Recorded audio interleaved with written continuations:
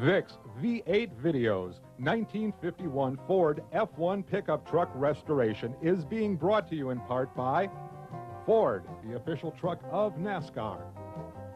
Dennis Carpenter Reproductions, made right, fit right, last longer. LeBaron Bonney, for the finest in antique automobile upholstery. By Max Antique Auto Parts, your one-stop source for 1909 through 70s Ford parts. Eastwood Company, unique automotive tools and supplies. And by Bob Drake Reproductions, the world leader in quality 32 through 48 Ford car and 48 through 66 Ford pickup parts.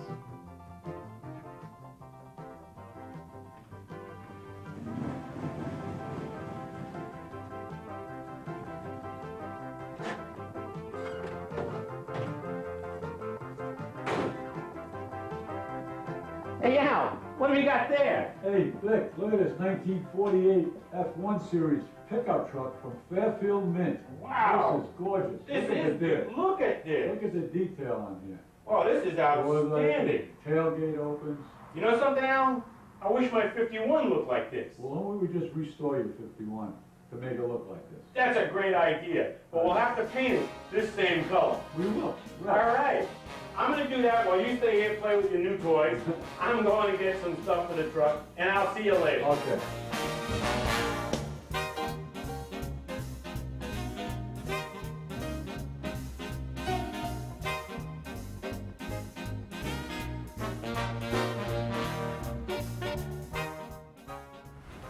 Hey, Al, how do you like the parts runner I picked up on my shopping spree getting all the stuff ready to restore the 51? This thing is beautiful. Isn't it? It's the 99 F-150. Why don't we do a comparison between the 51 and the 99? Kind of like an evolution of the F-Series? Yeah. That's a great idea.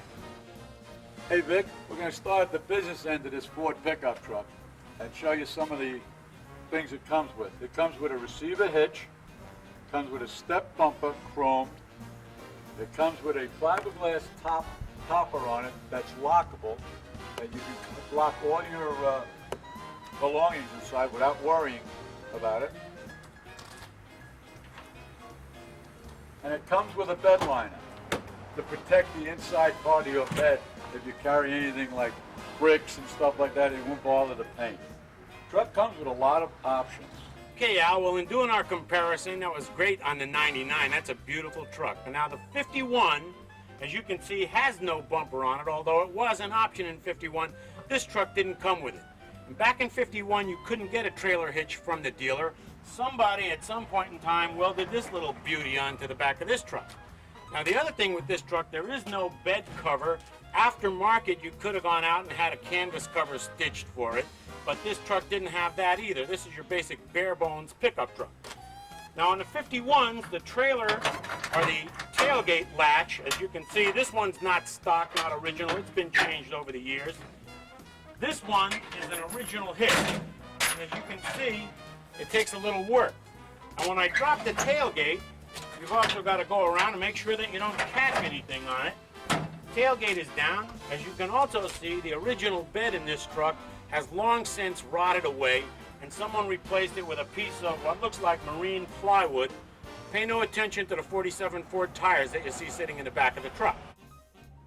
Now we'll come to the tire. Now the tires that are on this truck are Goodyear Wrangler APs. The APs are rated for towing. It's a heavy-duty tire. They're radials. They're mounted on a polished aluminum wheel. Okay, Al, the second thing on this pickup, the 51, it has aftermarket tires on it. These are BF Goodrich 82015s on the back, mounted on a later model rim. This is from a 60s vintage Ford Econoline van, these rims. And these hubcaps obviously are not original Ford. These are 62 Pontiac with a little bullet on them. But for the purpose of our restoration, we'll be going back to original style OEM rims with the original hubcaps, all provided by Bob Drake. As you notice, this is a Lariat edition. All right, it's the top of the line of Ford Motor Company's pickup trucks. Okay, I'm going to show you the interior. I'm going to basically go through the interior with you. All right, it's a leather interior, 6-way seats, tilt. It's got cruise. It's got a stereo system with a tape player and a disc player. Okay, and they're individual buckets with a center console. And the extra door with the extra seats in the back. All right, Vic, it also has climate control air conditioning, and it also has a safety factor of dual airbags. And now we come to the comfort zone in the 51 pickup truck, the interior. As you can see, it's quite Spartan and businesslike. And this truck, as I said, has gone through a metamorphosis over the years. It's been painted different colors. As you can see, the interior is now black, which is not stock, and the exterior is cream, which also was not stock. But inside, as you can see, you got a nice, very strong handbrake to keep the truck in position when you're parked. You got a nice, sturdy steering wheel. You got turn signals, which was an option in 51. It didn't come stock with the truck. We've got a full set of instruments on the dashboard and a full speedometer. There is no radio in the truck. However, there was room for it on the dashboard, and it was an optional accessory. However, they're very hard to find. Let's see, the truck also has double windshield wipers, which was new for 51 on a standard cab truck. And it also has a beautifully upholstered Naugahyde seating with a gas tank right behind it. So there's little or no room for a toolbox or anything else, so you have to stick it in the bed. And again, there's no way to secure it in the bed on these old trucks. Okay, Vic, now we're going to go to the heart of the Ford pickup truck, the engine compartment. This Ford pickup is equipped with a 5.4 liter engine, fuel injected, computer controlled, dual overhead cam, motor, aluminum. It is very, very efficient motor. Cars or trucks also equipped with ABS brakes, which is very efficient. All right, as you notice, but this is one of the option motors you can put that have many, many others that you can pick from. Okay, one other option it has on here that's a must down here in the state of Florida is this bug deflector. Okay, they keep your windshield pretty clean down here. That's because sometimes you're the windshield and sometimes you're the bug, right? Okay, Al, now we're at the heartbeat of this Ford truck, the 51 flathead V8. Now in 1951, there were two engine options. You could get the flathead 6 or you could get the flathead V8 in the truck. Now the truck motor varied very slightly from the stock car motors in terms of the V8. You also had two transmission options. In 1951, you could get a floor-mounted 4-speed with a granny low in it, or a 3 on the column, or as they called it, 3 on the tree. What you're looking at is an original flathead V8 motor with several changes. One, of course, is the small air cleaner. It's not the original oil bath, and it's also got an inline fuel filter, which was non-existent in 1951.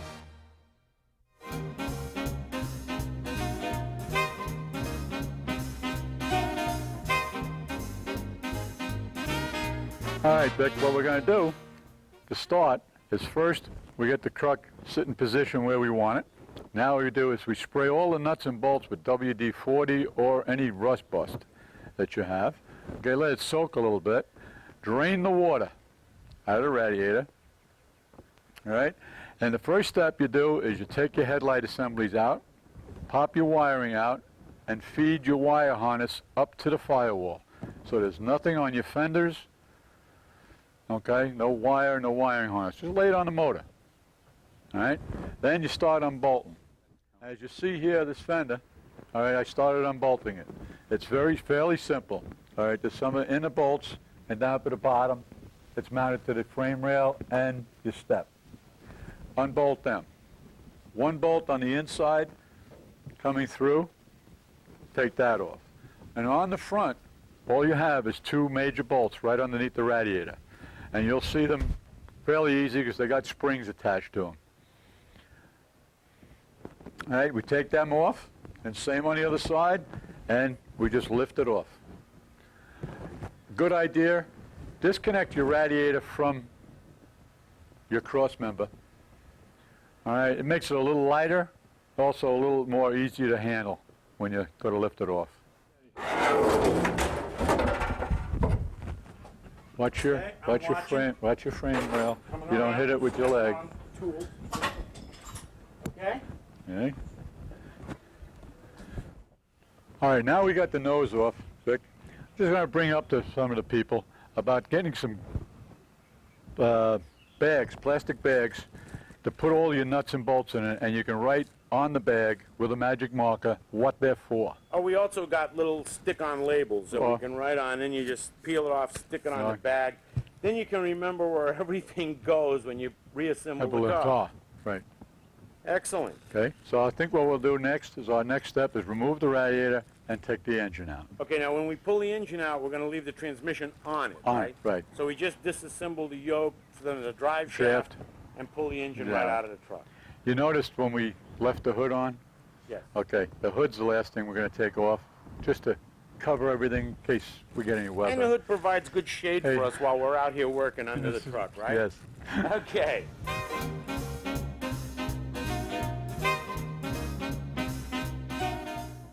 All right, now we have the nose off, as you see. Now we got disconnected all the wiring harness off the motor, my motor mounts, and drop the exhaust. Now I'm going to take the cherry picker and pull the motor and tranny together.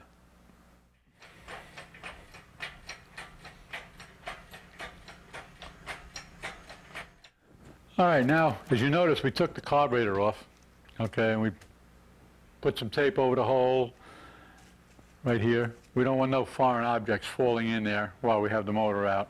And we're going to take it apart anyway, but still in all, you don't want no foreign objects in that hole. Now we're starting to jack it up.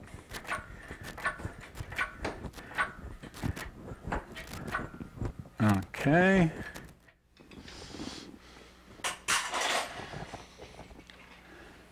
You notice, folks, you notice who's going under the truck. All right.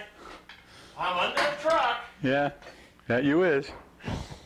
All right, here goes. Go ahead. I'm going to get hit in the head with the drive shaft. I hope I don't hurt the drive shaft. You all right? Yeah. You're still there. I broke another tool.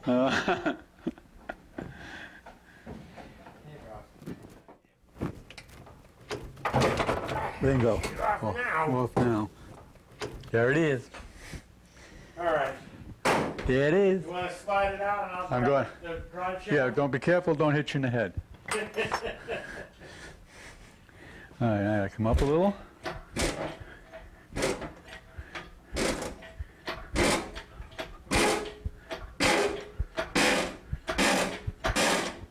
Okay, Al.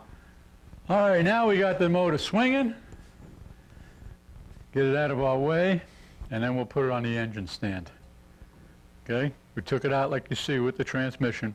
The only problem we had was a little bit on the exhaust, taking the exhaust down. But other than that, it should come right out. We got our engine swinging, and we're going to put it on the engine stand. And we're going to use a special mount to go on our engine stand from Modern Flathead. All right, it's aluminized block of aluminum they cut out to fit the exhaust manifolds, and it fits a standard engine stand. All right, my mount is mounted on there, getting ready for the engine stand, but before I do that, I want to take the transmission off. Okay, so I'm unbolting the transmission. Makes it a little lighter to handle, move around. Because we're going to overhaul the transmission too. All right, we're going to give everybody an idea on how that works. That's it. All right, hug that little baby. And here she comes. There's the trim. Okay. Great. As we're looking in here, I noticed we had a rear main leak. Yep. Big time. Full of oil in there. Full of oil, and I bet our clutch plate Is probably wet. fried. Okay, so I think what I'm going to do before I put it back on the engine stand is I'm going to pop that starter off and take the clutch assembly out and the flywheel off. And this way I'll know, I'm almost sure that the clutch is history, so I'll have to order one of them too. Yep. All right, taking the bell housing bolts off. And we're going to give a real visual look inside. And whoa, look at all that oil. We know we had a bad rear main. That rear main was drenched. Look at that. And when we take the clutch off, we're probably going to find the clutch is oil soaked. And it'd be amazing to me why it wasn't slipping.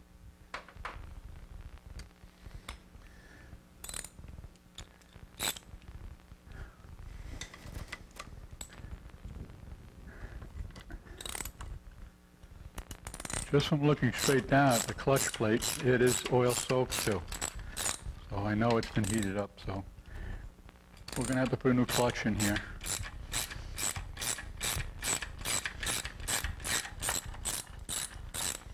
All right, one thing I want to bring out to you about these clutch bolts, the pressure plate bolts. Keep them separate, make sure you put them in a bag and mark them, because they have a shoulder on them. Remove the motor. Now you mounted it on our engine stand. Okay, now disconnect everything. Move our crane back. All right, now we're going to go through our disassembling. We're going to take everything apart completely. First thing I would suggest you to do is after you have it assembled, mounted on your engine stand like this, is drain your oil. Don't forget to drain your oil. Now I'm going to start removing everything. First I'm going to take off is the generator.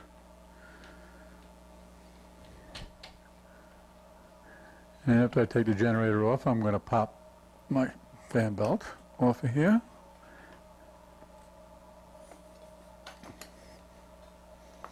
It's a good idea to get a big box to put all your parts into. Okay, I removed the generator. Now you know in back of the generator there's a flat washer and a square washer. Okay, you do not want to lose these. So what I usually do is just leave them on the shaft and put the nut back on so we don't lose it. All right, because the square washer is your guide for your generator. Just run it down.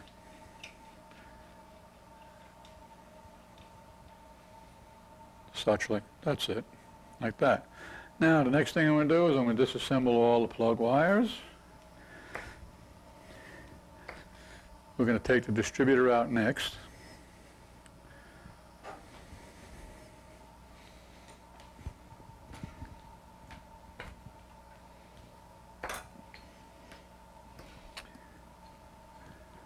I don't suggest you people to do this way, the way I did it, unless you have a handbook and know how to put them back, or you know the firing order real well. Or you can mark them. If you're not sure, mark them. Don't be ashamed to mark them. Yeah, but in our case, we're not going to use those again anyways. No. We're going electronic.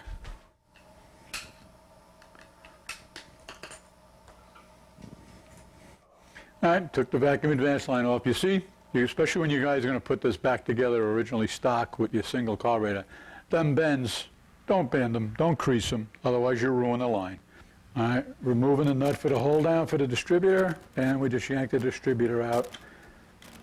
Okay, you notice I didn't take the spark plugs out. There's a reason why. You'll see when I go to take the heads off why I don't want to take them out. Yeah, because now, Al, in our video on aluminum heads and intake manifold that we did on the 47 convertible, we popped the heads off while the motor was still in the car by cranking it over. Exactly. With the plugs in. So, is that what you're planning on doing with this? Exactly. But you notice there's no starter. Right. So how am I going to do that? I was just going to ask you that. There's no starter. How are we going to jump this to crank it over? We're going to crank it over by the pulley. Oh, okay. There'll be enough compression in each cylinder to pop the gaskets. Remember, before we had studs, now we have bolts. Okay? Oh, that's right. So the bolts will easy Exactly. because it doesn't have to ride up the Doesn't have to ride up. Slide right off the It'll gasket. just pop the gasket loose, and away she comes. Okay? Bingo. Out the distributor comes. Okay? Now, the hold down. That's important. Don't lose this. That's for your distributor, the hold down distributor. Okay? Usually what I would do with it, I'd put it right back in the same hole. All right? When I take the head off and clean everything up, we'll clean that part. All right, we're disassembling this motor. My next step here is I'm going to remove these oil filter housing and oil filter lines. Okay. I'll lay them down here. All right, now the fuel pump.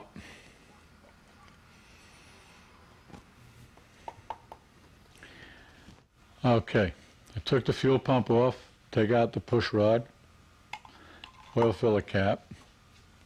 Now we're going to take off the intake manifold next.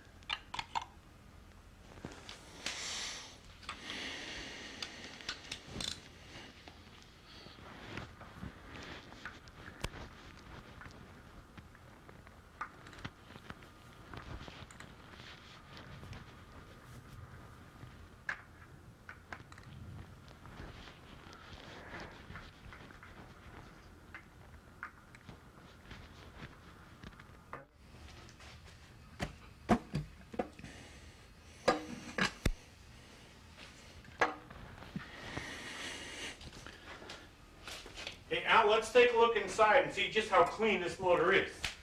As soon as I pop the gasket, Vic, we'll give the telltale news and let you know. Not too bad. Wow. There's only about a ½ inch of sludge. That's not too bad at all. Oh. You see the sludge buildup in this motor. Okay, a lot of motors, I can't say for everything, but this one here, this particular motor, I know some of the history behind this one. It did a lot of sitting, okay?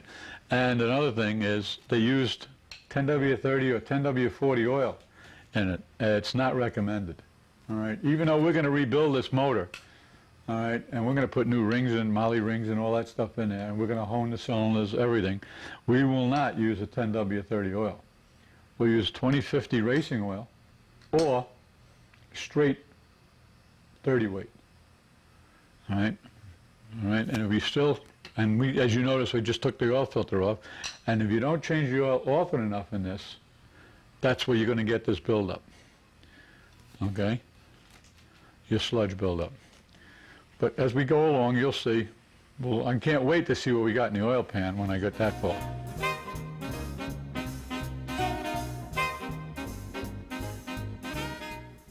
Okay, we got our tip blaster machine here for a sandblaster, and I'm just assembling it. I just mounted 4 legs on the machine, and now I'm going to put the base together. And they give you this double back adhesive tape to put on the bottom, which you have to cut and trim.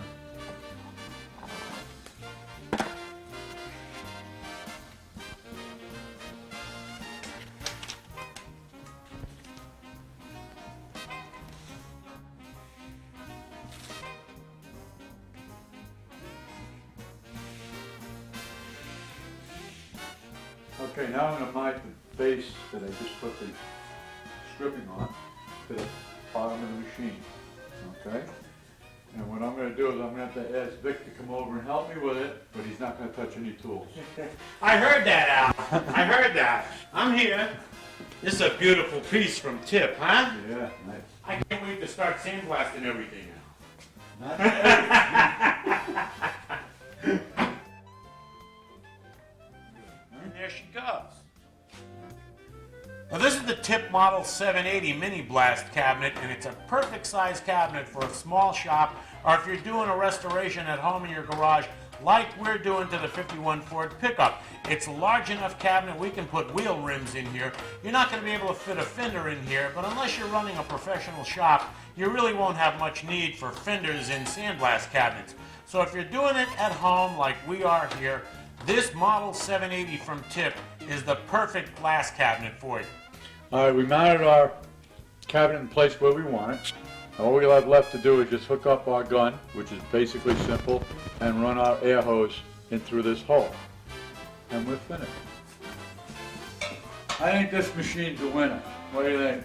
I think you're right, Al, and because it's a winner, we're giving you a Tip hat, just like NASCAR. Change your hat. Change that. Take the Ford hat off, put the Tip hat on.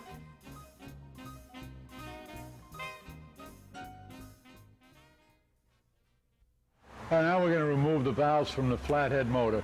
And this is the tool we use to collapse the spring and pull the horseshoe out. Okay? Basically, it's very simple. You slide it in. You pull down, like I'm doing. Don't let it slip. But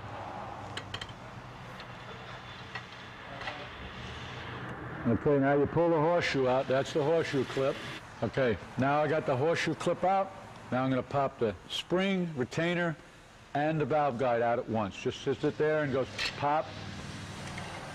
Okay, and it comes out as an assembly. All right, now we got to get the valve out of the spring. All you do is collapse the spring a little bit, take the two retainers out, and the spring pulls apart. Pulls out of there. The valve come right out of there, right out of the guide. And that's your assembly. Then you can clean and cut your seats and put the thing back together. Goes back together the same way. All right, I'm going to remove the pistons, okay? I'm going to try to remove the pistons.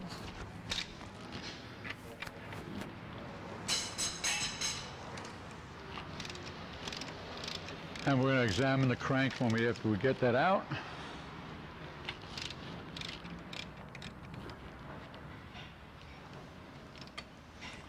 Okay.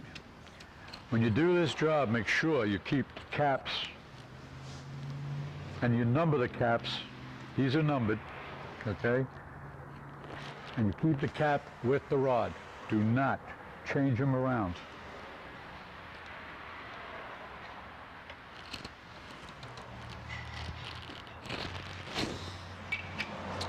Also, another thing, you notice I'm using a piece of wood. We do not want any metal contact against the rod or the crank surface.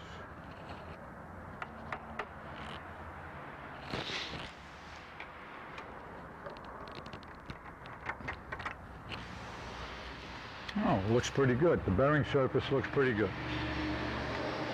Okay, but we are changing the bearings because we're going to overhaul the whole motor. Okay, now we'll knock the piston out.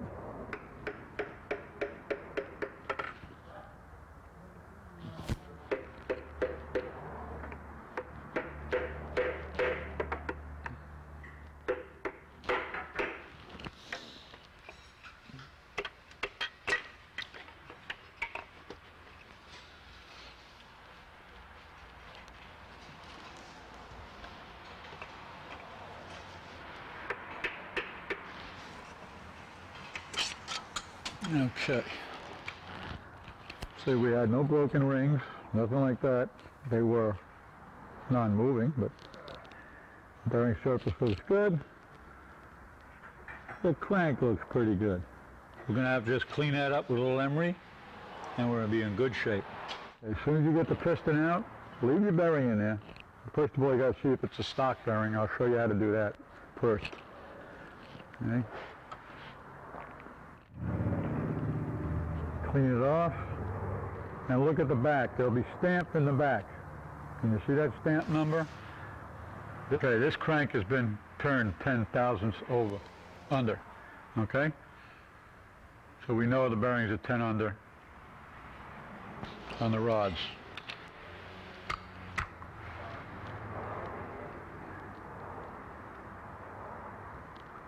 You put it back like that. You tighten these down. You snug these bolts down, these nuts down. Everybody wants to know why, but I'm going to tell you why. Because it don't distort the rod.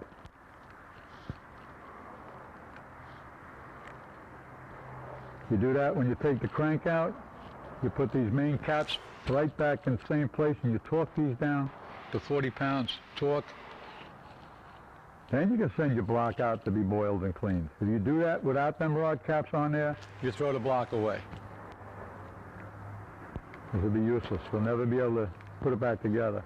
And if you want to, then you have to have it line bored.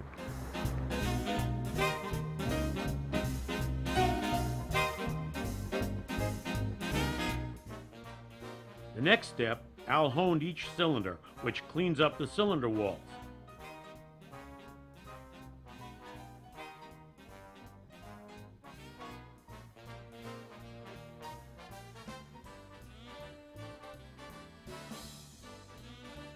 After that, he cross-hatched each cylinder to remove any lines.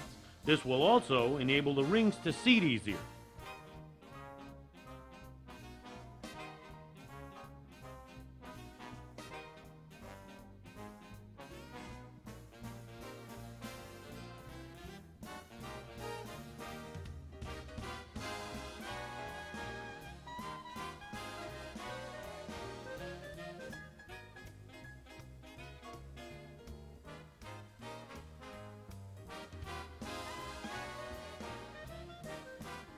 Okay, now we're going to install the cam bearing and the cam bearing tool. Okay, now, if you look at your cam bearings, all right, you'll see there's a tapered end. And that's the end that goes in first. Makes it a little easier. Okay, now this is the tool, very simple to use. Slide your cam bearing on there. There's a hole in here. You just turn this thing and it expands and locks the cam bearing in place. And now that bearing's in place, and it's a lock right on the end. There you can't stop. When this goes in, it'll stop right there at the edge. This is the guide. Right here, this goes in. This will go in, because we're putting the middle one in. This will pop into the rear one, so we have it straight. Okay? All right, now, as you see, I put it on here already, but you can't put this on here and slide it through. You put that on inside the block. All right, I just wanted to show you how that went. Okay. Now, you have your bearing on, your tool. You slide the tool up to the starting point. Make sure your guide is in, okay? And your hole will line up with your bearing hole here. If you see the cam bearing hole, your crank hole right here, lined up, and your marks are lined up, you just put it in. Now to put it in, very simple, you just tap it in with a fairly large hammer. Okay, you don't have to hit it real hard. The weight of the hammer, okay, will take it in. Just keep looking.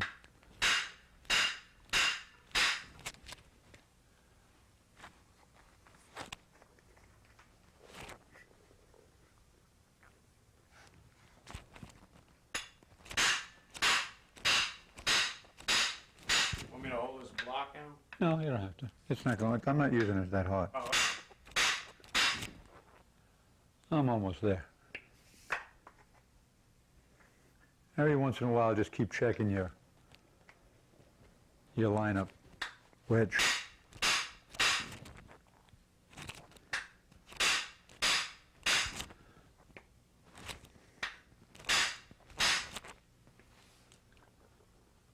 Okay, now we're in.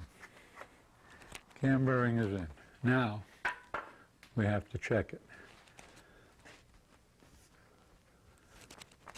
Okay, and it comes right out. Right? Now your cam bearing is in there. All right, now to make sure your holes are lined up, pour a little oil in this crank hole, and it should come right out the bottom. We'll do that to show you.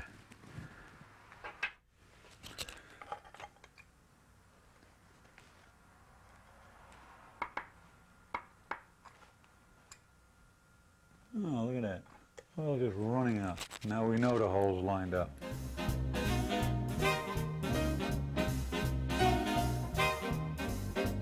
We're going to plastic gauge the crank now to make sure we have enough good clearances. All right? Remember I stuck the bearings in, I just snugged everything down. So now I'm just going to disconnect it. I'm going to plastic gauge to see what kind of clearances we have. Make sure we have enough clearance and nothing's too tight. Remember, you do this dry, no oil on the bearings. Okay? And you never, ever turn the crank when you have the plastic gauge in there.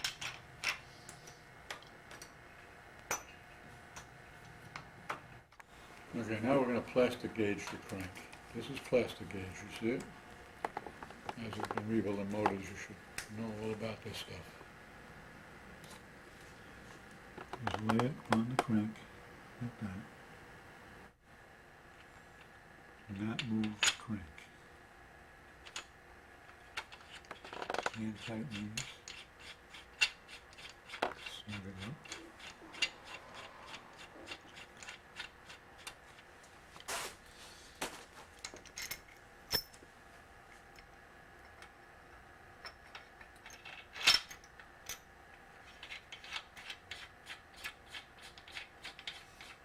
Just to remember, guys that are doing this, there is a front and a back to the main caps. Okay? Easy way to remember. If you look at your block, it has to be the same way. Okay? If you turn it around that way, the opposite way, it will go on, but it'll also bind, because your line bore will be changed. Okay? So you be very careful about that. Make sure it's on correctly. Usually what I do is I hand snug all the bolts. I take a wrench, ratchet, 3/8 ratchet, snug them by hand. Then I'll get my torque wrench out, and we're going to torque them down to the correct torque specs. Okay, my torque wrench is set at 105, okay? And what I do is I start in the middle, and I just bring it down a little bit, okay? I'm not going crazy, pulling on me. I do the same thing. Right now I figure I got about 45 to 50 pounds of pressure.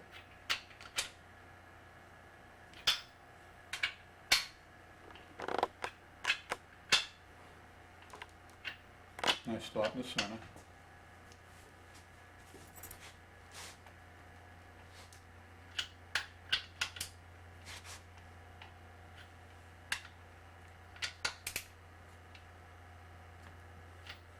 You need to hold that block steady? Or? Not yet.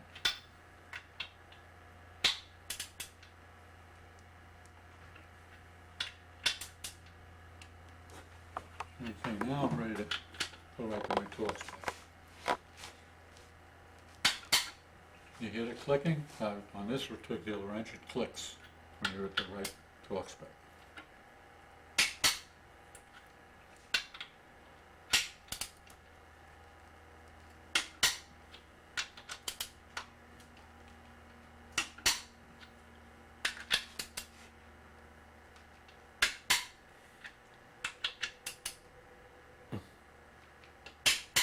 Time-consuming process, but it works. This way you're sure.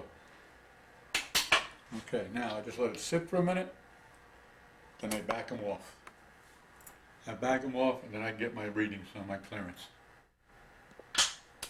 Do not use an impact gun to remove them. Okay? There's guys out there that do that, and you distort the threads on the cat bolts. They say they don't, but they do, believe it or not. Taking the caps off. Now I'm going to show you on this number 1 cap here what I mean about the clearances. Right on the plastic gauge is your clearance settings. I mean, I'll tell you, and I'll show you how we do this. Here you go. 3/1000. Look right on the money. Do yourself a favor, after you do you check it and you correct on that one, wipe it clean. Okay, you'll see it'll leave an indentation a little bit. Don't worry about that. Don't do nothing. And if you leave it on the bearing, it's all right too, because it's oil. Oil will take care of it. I just slip the bearing back on here.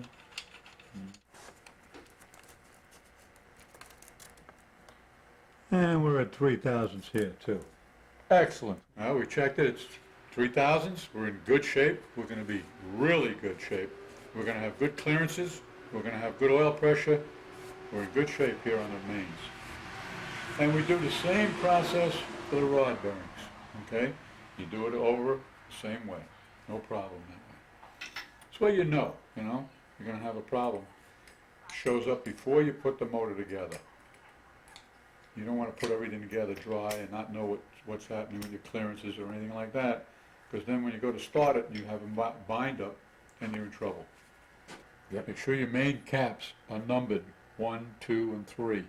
Okay, you mix number 1 and number 2 up. Number 3 you can't, because that's the thrust bearing. But on other motors that you do, make sure you number them. Okay, put a scribe mark in them. Do not mix them up. Otherwise your line bore, like I said before, it will be out. And you'll never turn the crank, and you'll be wondering why you can't turn this crankshaft.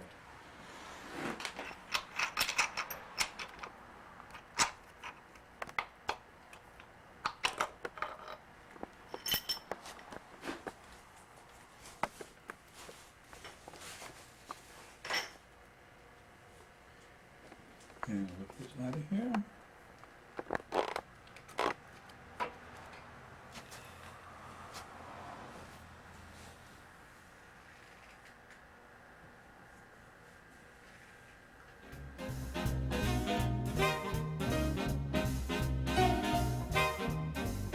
The rear main seal and the rear main seal holder. Okay.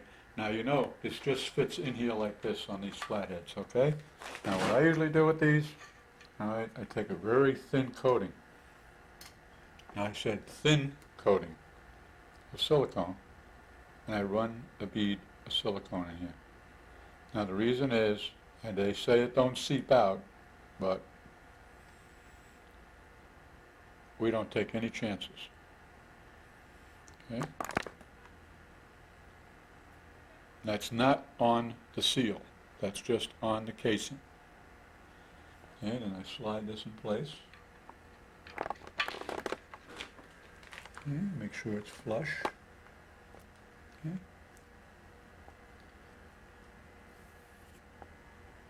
Okay, now I'll set the crank back in place.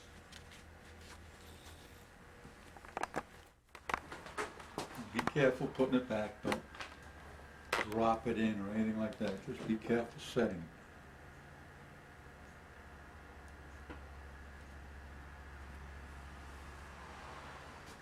Okay. Just set in there, set in there. Now you can put a little oil on your bearings, bearing surfaces, and you put them together, because you're going to set this is being set for the last time now. Okay.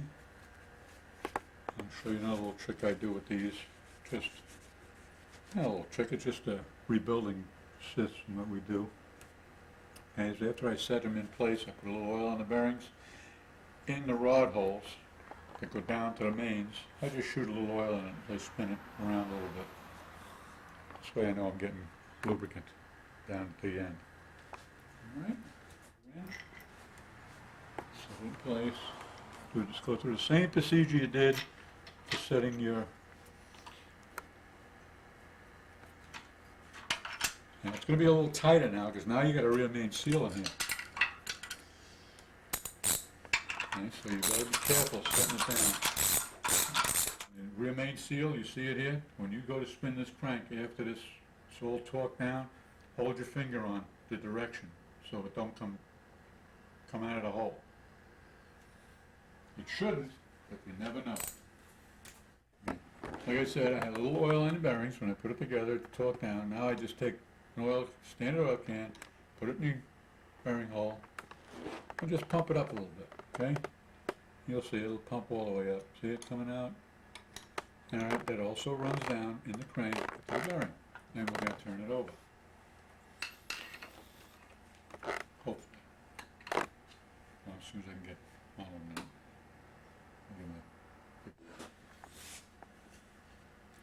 Oh, like velvet. It's turning like velvet. Just what I wanted to do.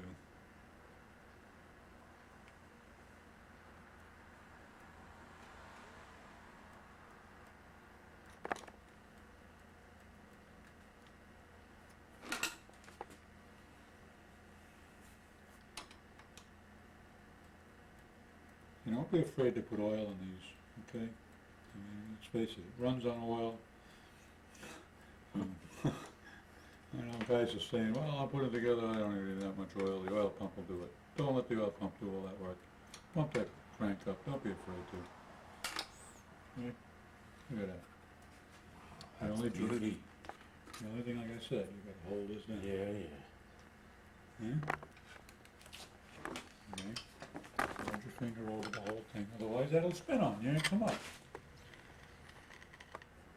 Okay. Good, that's beautiful. Okay, now your next step is the rod bearings. You do the rod bearings, same sequence.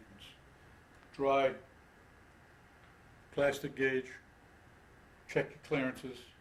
Same thing with that. If you have them off, okay, you're going to do is polish the crank, but you can do it in the block.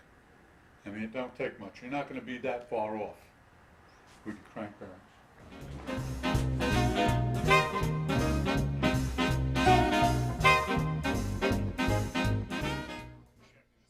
All right, first we're going to do is our next step is we're going to remove the pistons off the rods, and we're going to weigh each rod and balance them so they're all the exact same weight, and we're going to show you how to do that. All right? In a flathead motor, everything that we have that's the same weight, we try to keep everything even. All right, it'll run a lot smoother. You know, they run smooth as it is, but we're going to get it even smoother. All right, I'm going to show you how to remove the pistons. Okay, you just mount piston in a vise, in a rod in a vise like this, so it swivel. And you remove the snap ring on this side. Save these. Try not to destroy them. You might have to use them all if you didn't get new ones. All right, now we just push out the pin. Not as easy as that. We're more than likely going to have to tap them out. Okay. We'll tap them out, take the piston off.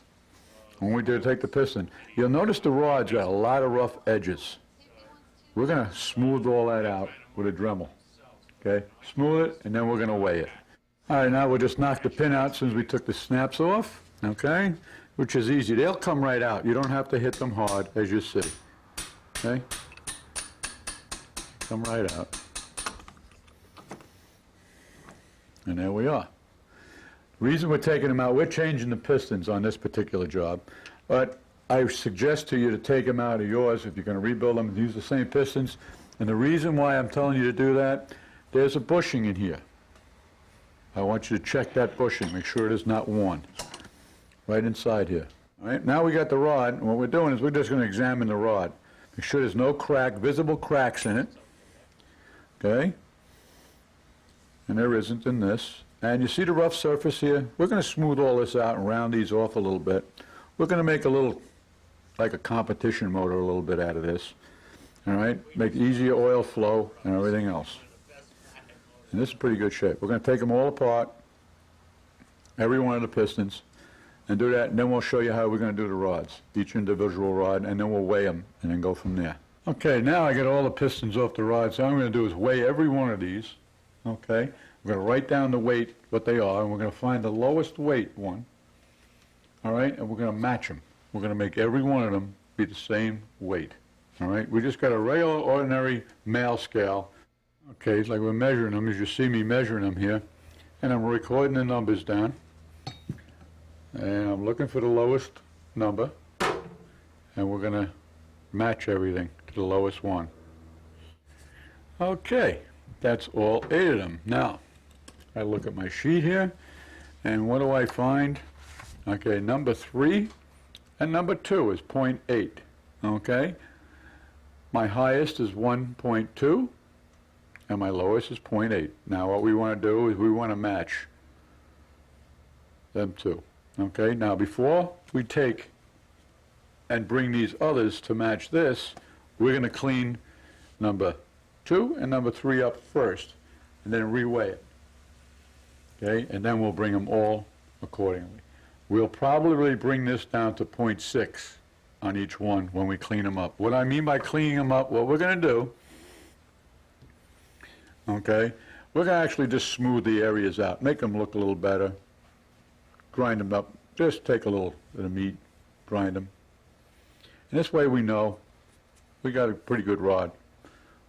Basically you do this, you don't have to do this, okay, but on a racing motor you usually do, and this particular motor we're doing, we're putting a cam in it, we're putting good rods in it, you know, these rods back, but we're putting good pistons in it, good rings, camshaft, we're putting dual carbs on it, you know, we're putting an electronic ignition in it, you know, we're beefing this up a little bit. And what we're going to do, and I'll show you a little further we go along, what we do is just it makes the oil run off of here faster into the oil pan.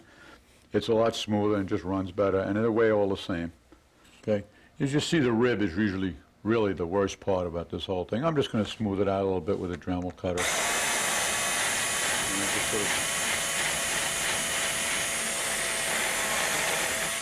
That feels nice. No more rough edges. 0.6. Like I said, that's not bad. A pretty good guess. Okay, that's the number we're looking for on all of them. Okay, this is one of Eggy's brochures, and Eggy machines their own pistons. Okay, So we're going to see how close they are in balance. More than likely they're going to be right on the money, but I want to check them to make sure. All right. They make a good product, real good product.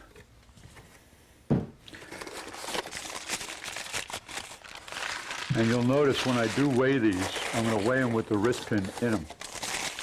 And the 2 lock pins are going to be in them. So we get a good accurate reading on the pistons.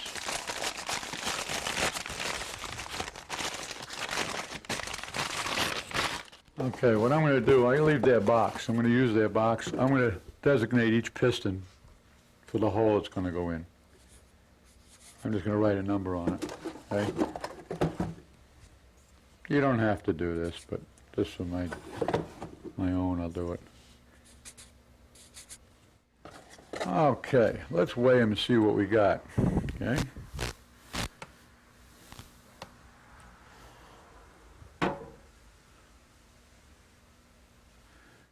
Okay, number 8's 1.4. One piston. Every one of them are right here. When we put the piston, took the old pistons out, what we did, a lot of people are not going to change the pistons like we did, all right? What we're going to do is I want to put new rings in and everything else, all right? And a big thing a lot of people forget to do is clean the ring lands, all right? I'm going to show you a real easy way to do that, all right? You take the top ring off, put it in your vise, and you snap it. Now you got a piece like this, okay? You take the edge of that, and you go into ringland at an angle, and you work it around. It will actually work like a lathe. It'll just clean it right out. And it cleans it perfectly. It takes all the carbon out. The carbon must come out of there, okay, if you use your old pistons. It has to come out of there, otherwise the rings won't seat. You see how it does it? It just keeps there, just like it was, like a lathe. Just keeps there going back and forth. You don't have to buy anything expensive, any expensive tool. Just use your old ring, because it's hard enough to do it. And it just peels all the old carbon right out of there.